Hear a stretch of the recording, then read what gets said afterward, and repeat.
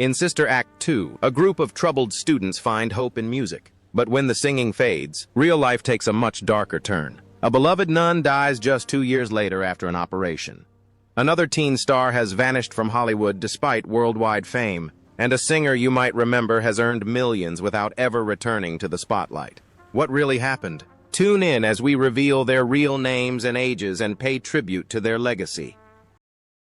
Lauryn Hill as Rita Louise Watson. Lauryn Hill was born on May 26, 1975, in South Orange, New Jersey. She was 18 years old when she took on the role of the rebellious but talented high school student Rita Louise Watson in The Habit, 1993, whose voice became one of the emotional highlights of the film Sister Act 2. That same year, she made her official debut in a major Hollywood film project. The success of Sister Act 2 opened many opportunities for Lauryn Hill, but it also thrust her into the spotlight of intense scrutiny, which soon began to affect her personal life. Her long and complicated relationship with Rohan Marley, with whom she had 5 children, was constantly strained by tension, media attention, and the pressure of raising children while also coping with worldwide fame. As her career with the Fugees and later with the album Miseducation of Lauryn Hill reached its peak, the pressure of expectations began to undermine her stability, transforming success from a refuge into a source of psychological strain. The marriage never materialized, but the strain of family obligations and exploitation in the music industry severely impacted her mental health. Lauryn spoke openly about feeling controlled by the music industry and emotionally drained. The stress manifested in canceled tours, sporadic performances, and extended periods of withdrawal from the public eye. Despite winning 8 Grammys and redefining hip-hop and neo-soul, her inner turmoil outweighed her successes, culminating in a high-profile tax lawsuit in 2013 that revealed years of financial and emotional instability.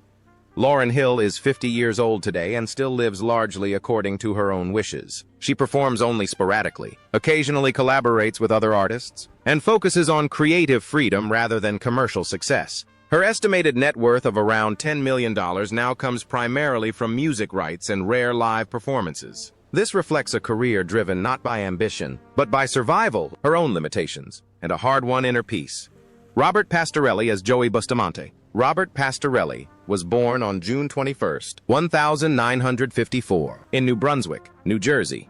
At the age of 39, he played Joey Bustamante, a supporting role that stood in stark contrast to his more famous comedic role in Sister Act 2, Back in the Habit, 1993. That year marked a turning point in his television career. Behind the humor that made him so popular in his role as Eldon in Murphy Brown lay Pastorelli's private life, marked by persistent mental anguish and addiction. His relationships were turbulent, strained by his long-term heroin addiction and repeated bouts of withdrawal and relapse. Although he gained professional recognition through films like Dances with Wolves, the instability in his personal life gradually undermined both his marriage prospects and his ability to achieve long-term success. The darkest chapter came in 1999 when his girlfriend, Chairman Janovich, died of gunshot wounds in their shared home. Although her death was ruled a suicide and he was never legally prosecuted, the investigation and public suspicion took a heavy toll on Pastorelli's mental health. This trauma exacerbated his addiction, further alienated him from Hollywood, and plunged him into feelings of guilt, grief, and self-destructive tendencies. Sadly, Robert Pastorelli died of a heroin overdose at his home in the Hollywood Hills on March 8, 2004, at the age of 49.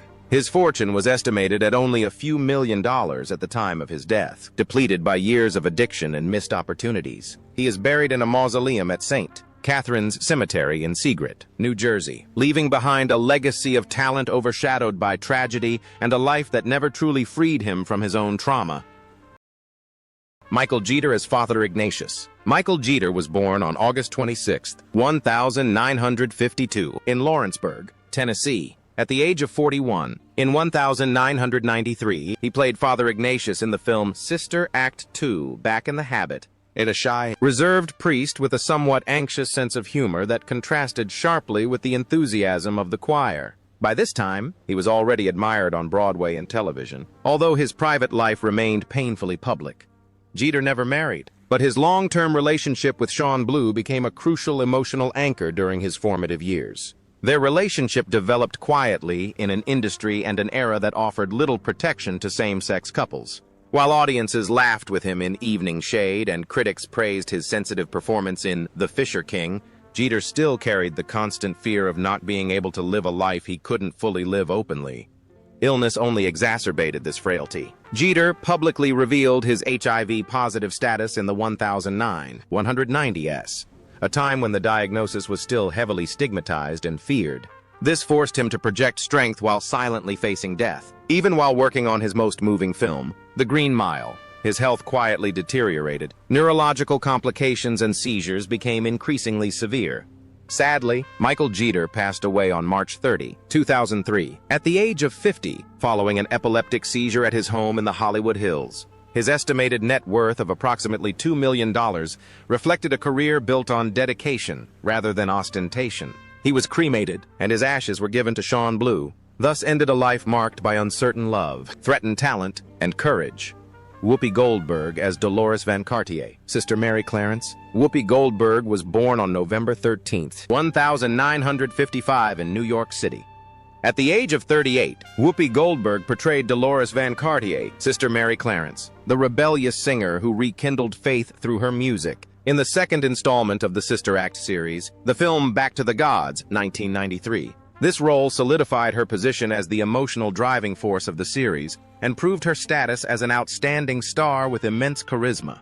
But behind the success, personal difficulties began to take hold in her life. Whoopi married Alvin Martin in 1973, but the relationship failed due to immaturity and emotional distance, leaving her to raise their daughter Alexandria alone. Her second marriage, to cinematographer David Klassen, ended painfully after professional pressures and resentment seeped into the relationship. Her third marriage, to union activist Lyle Trachtenberg, lasted less than a year, reinforcing her later statement that she had never felt truly secure or fulfilled in marriage. Health problems and addiction left even deeper wounds. In the late 1970s and early 1980s, Whoopi Goldberg battled a severe drug addiction. She went through a period she later described as normal, yet active, which nearly destroyed her life before her big break. In her later years, she suffered from chronic sciatica, respiratory problems, and the long-term effects of smoking into adulthood. She endured daily pain while hosting the talk show The View and maintaining her public life under constant scrutiny. Today, at 70, Whoopi Goldberg carefully selects her work to protect her health and personal boundaries. With an estimated net worth of around $20 million, her current lifestyle reflects a struggle for survival rather than extravagance. Brad Sullivan as Father Thomas. Brad Sullivan was born on November 18, 1931 in Chicago, Illinois. At the age of 62, Brad Sullivan played Father Thomas in the film Sister Act 2, Back in the Habit, 1993. A grumpy, strict priest whose quiet authority helped to balance the chaos around him. Although it was a supporting role, it reflected the serious masculinity that had characterized him since The Sting and Slapshot. From then on, he increasingly withdrew from acting. While audiences remember him as the brutal hitman in The Sting, 1973, and the vulgar henchman in Slapshot, 1977, his private life was quite different, quiet, withdrawn, and emotionally closed off. Living alone on Manhattan's Upper West Side, he filled the emotional void with work, repeatedly returning to demanding stage roles, such as Pablo Hummel in Basic Training and later in The Docks, as if discipline could replace friendship. In his final years, illness gradually claimed his livelihood. Liver cancer severely weakened the physical strength that had made him so captivating on screen in films like The Prince of Tides and All the President's Men. As the treatment took its toll, film offers dried up, and the actor, known for his extraordinary resilience, was confined to his house, forced to watch as the world around him shrank. Tragically, Brad Sullivan died of liver cancer on December 31, 2008, at the age of 77. His estimated fortune remains modest, reflecting a life devoted to his craft rather than fame. He died peacefully and will be remembered not for scandals or boasting, but for the depth and authenticity he brought to every role, even in his final moments fighting alone. 10.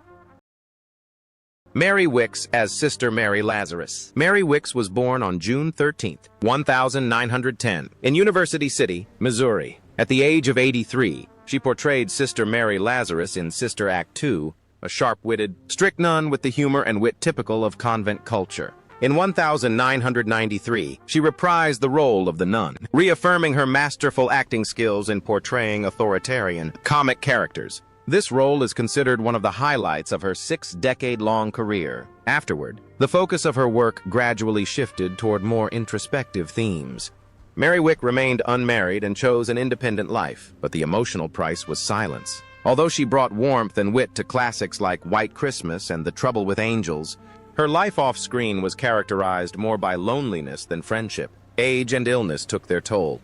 In the last years of her life, Miss Wickie suffered from a series of health problems affecting her kidneys, lungs, and mobility. Each complication further restricted her activities. A fall in which she broke her hip necessitated surgery that her body could no longer withstand. Finally, Mary Wick died on October 22, 1995, at the age of 85, from complications following hip surgery in Los Angeles. Her estimated net worth of around $2 million consists largely of inheritances rather than luxury spending, including a substantial education inheritance named after her parents.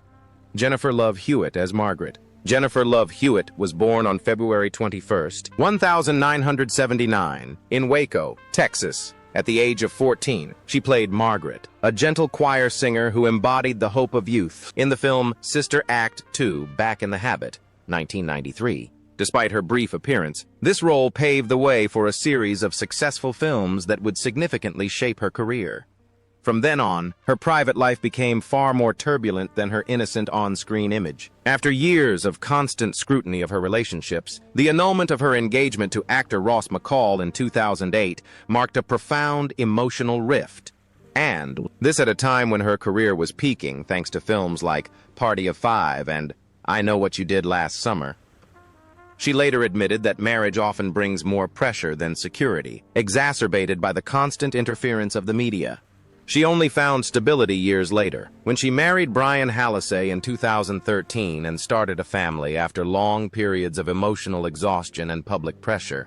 The psychological strain of fame left its mark. Hewitt suffered from body shaming, anxiety, and constant stress, as her image was scrutinized in projects like Ghost Whisperer and The Client List. She struggled with physical stress, panic attacks, and later, serious health problems such as extreme exhaustion and postpartum complications, which forced her to repeatedly interrupt her Hollywood career just when she needed to move forward.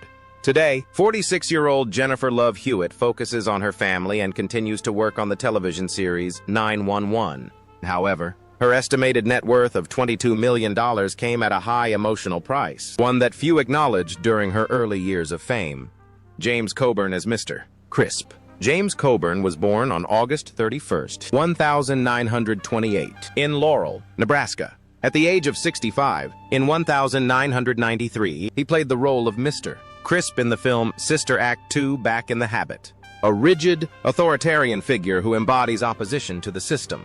Despite his brief appearance, this role marked his quiet return to public life after many years of absence. It demonstrated that Coburn's career was not yet over, despite his deteriorating health. Coburn's marriages reflected both fidelity and loss.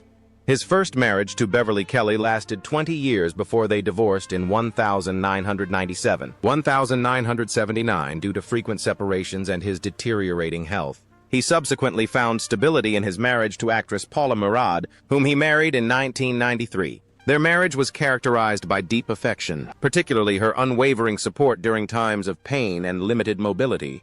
His illness tormented him relentlessly. Severe rheumatoid arthritis weakened Coburn in the 1980s, leading to deformities in his hands, joint deformities, and causing him constant pain, making even standing an ordeal. The disease nearly forced him out of Hollywood until an experimental treatment alleviated the pain and allowed him, albeit still plagued, a remarkable comeback.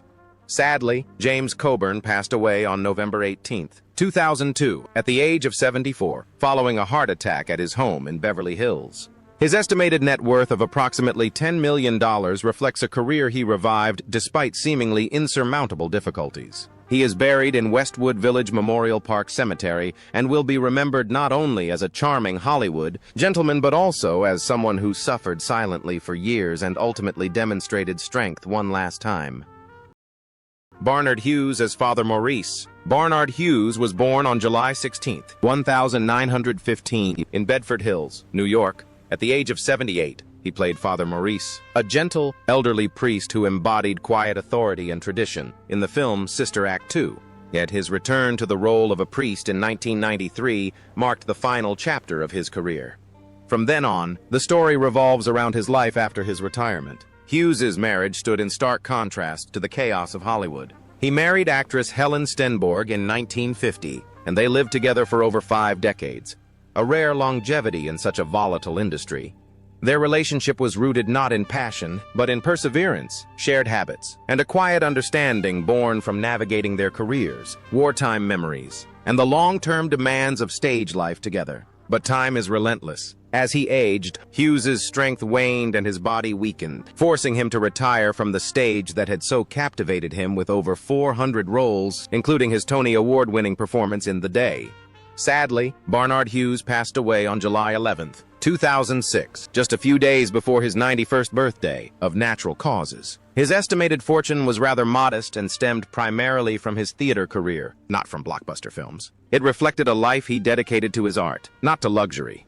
Maggie Smith as the Mother Superior. Maggie Smith was born on December 28, 1934, in Ilford, Essex, England. At the age of 59, in 1993, she portrayed the Mother Superior, a wise and morally strong woman in a convent, in the film Sister Act 2, Back in the Habit. By this time, she was already an icon of the acting world, both admired and feared. Her private life was marked by persistent psychological stress. Smith married actor Robert Stevens. The turbulent marriage ended in divorce, leaving her to raise her 2 sons alone while relentlessly pursuing her career. She later found stability with playwright Beverly Cross, but this marriage, too, ended in quiet grief when he died in 1998, a loss that haunted her well into old age, as she continued to appear in films such as The Prime of Miss Jean Brodie and California Suite.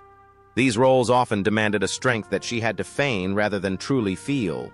Illness has repeatedly tested her strength. In 1988, Smith was diagnosed with breast cancer. She underwent chemotherapy while continuing to work, refusing to give up, even though the treatment completely exhausted her, both physically and mentally. Years later, further health problems worsened the situation, but she persevered and delivered outstanding performances in Downton Abbey and the Harry Potter series.